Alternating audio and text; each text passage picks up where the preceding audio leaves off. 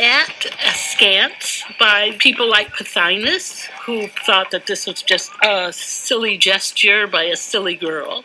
But the indigenous people saw this as a mark of leadership.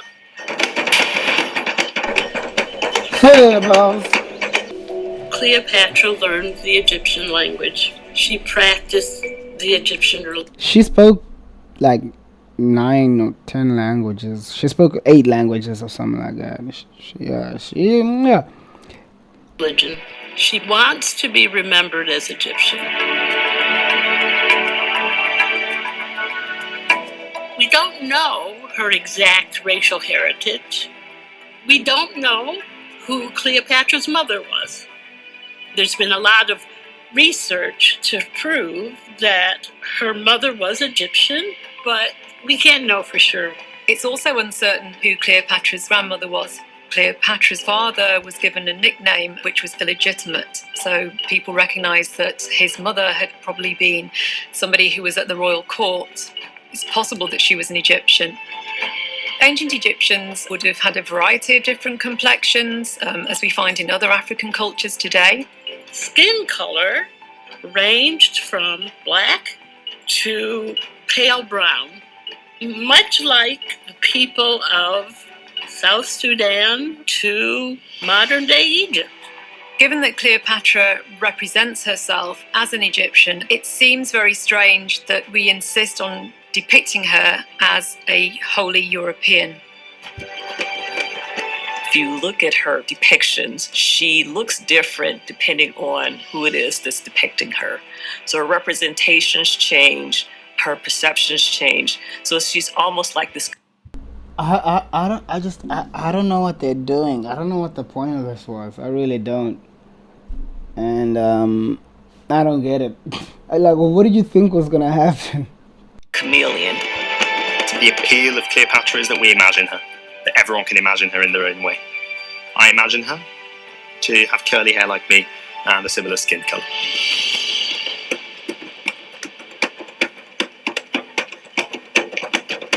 Is the emerging power Rome? Emerging? Egypt was literally the last place around the whole Mediterranean circle that Rome hadn't conquered. They'd conquered everybody else surrounding Egypt. They weren't emerging. They were very much established. Understands that Egypt is the breadbasket of the Mediterranean, but Egypt is in a very precarious situation. The Nile, which had to flood every year in order to produce crops, has not flooded at the same level. I had to stretch that one out a bit.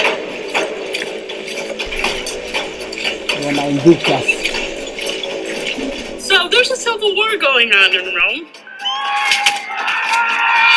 Once again, it's about power.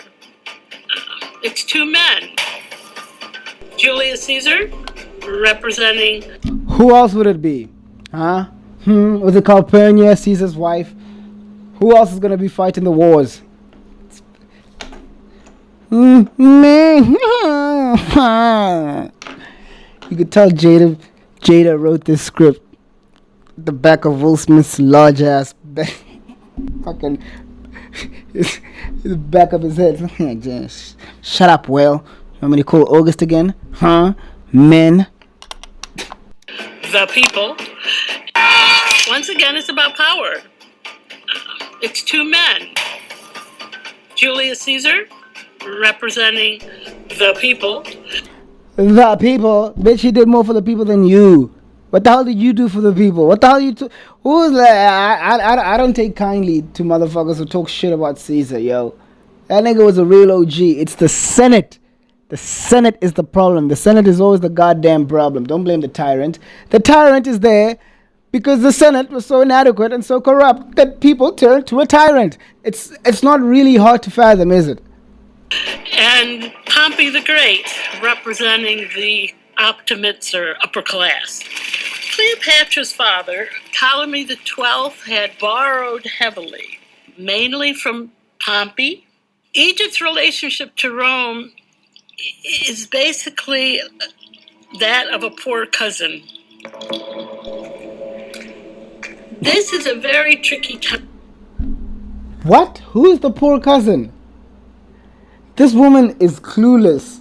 And this show is, first of all, forget all that race, black, white, Cleopatra nonsense. It's just bad. It's boring. I'm so tired. It's dull. It's stupid. The acting is awful. The historians don't know what the hell they're talking about. I wish Cleopatra looked like me. And this old woman, she's just. I don't like this at all. Time for Cleopatra. But like I must say though, this is par of the course with Netflix. Every single one of their documentaries on Rome has just been awful. The acting has always been bad. The directing is bad. The music is ridiculous. The people talking about it's also badly paced. There's always these weird scenes. Oh, I'm in the desert. The Nile is drought and it's not flooding as much. So get up. Like no, that's. She knows that her brother, Ptolemy the 13th, is being hoodwinked by Pothinus. She's for diplomacy. She is for working with Pompey to at least find out what he wants. But Pothinus and Ptolemy the 13th have other plans.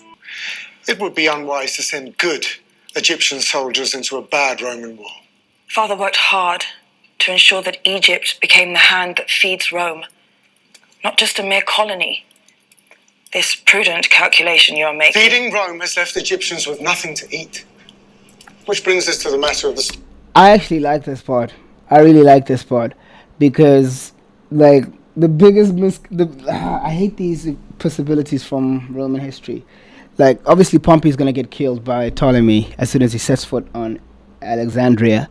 And I was always like, shit, man, if this stupid little kid just waited until Caesar got there, Caesar gets Pompey to surrender, maybe the Republic doesn't end.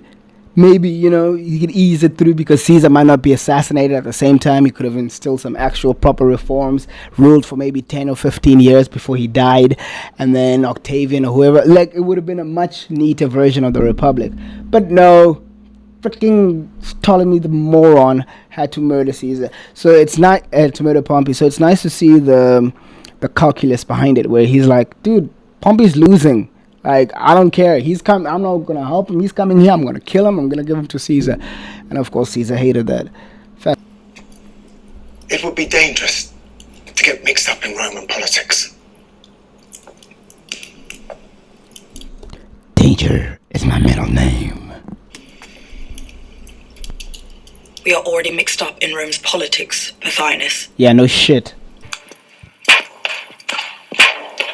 This forces Cleopatra and Arsinoe to flee.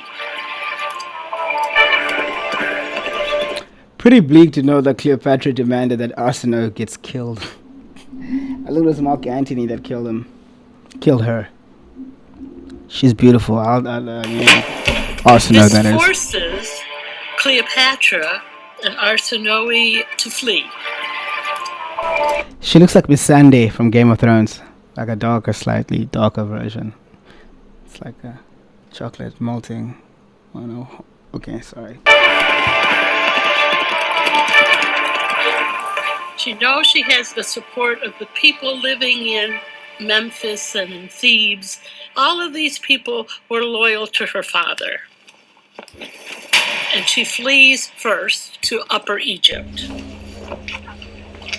Dun dun dun. I'm going back to fight for my throne. With whose army? How many soldiers can we amass from southern Egypt? Not enough. And ones you can trust. They got like the blackest of black guys to do this this advisory role.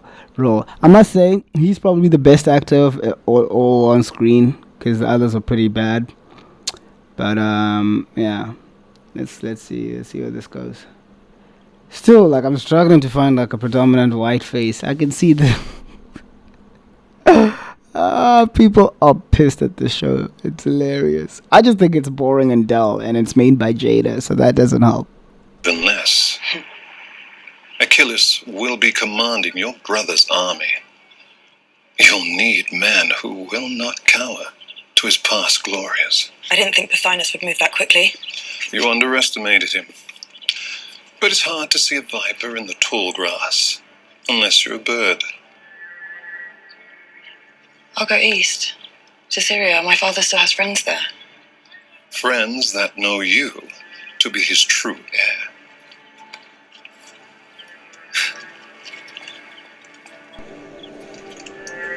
Damn. It's like they took shoe polish and just rubbed it on his face.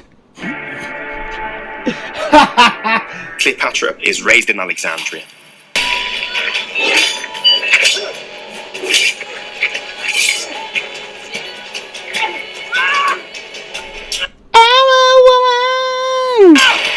She's probably feeling defiant.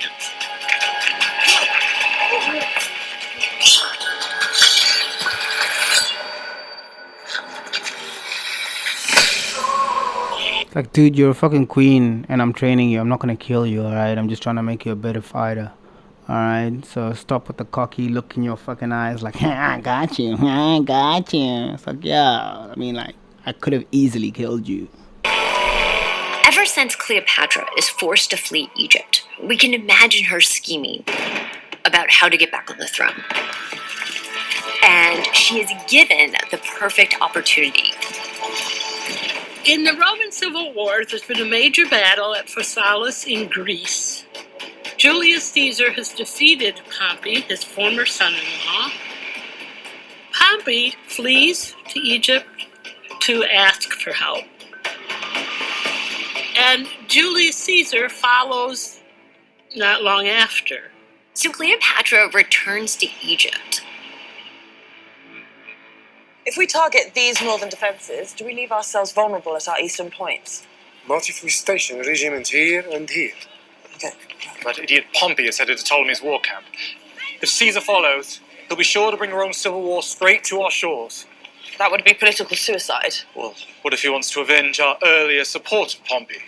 So, then we kill Pompey. We're not killing Pompey. It's the easiest way to prove our allegiance to Caesar. We're not killing Caesar's son-in-law. Yeah. I'm gonna stop it there for now for this video. I don't want it to be ridiculously long. And plus I'm just testing out this freaking reaction thing, especially with these big corporations, because they've been striking the hell out of me, man. I got like 3 videos taken down this past week and it hurts my soul. So I'm gonna try to break this up. But so yeah, that's Queen Cleopatra, Jada Smith's edition. So thank you so much. As always, you know, President B. Obama appreciates your sticking around. I'll see you next time, folks. Peace.